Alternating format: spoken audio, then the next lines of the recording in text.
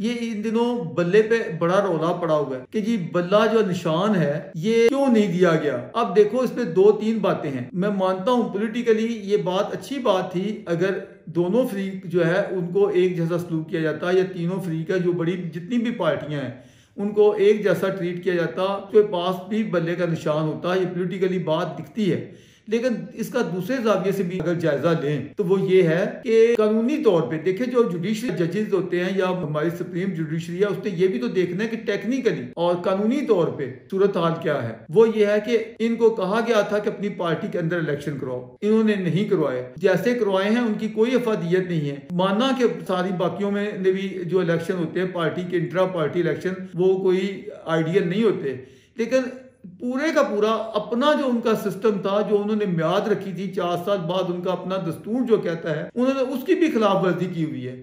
और उसमें फिर बाकी पार्टियों के खिलाफ तो लोग अदालतों में नहीं गए। अब आप देखें जितनी भी पॉलिटिकल पार्टियां हैं, कभी आपने सुना है कि फलां पीपल पार्टी के खिलाफ के अपने लोग गए हों कि इलेक्शन कमीशन के पास या अदालतों में गए हों कि जी हमें फेयर एंड फ्री इलेक्शन, जो पार्टी की इंट्रा पार्टी है उनमें हमें मौका नहीं दिया गया।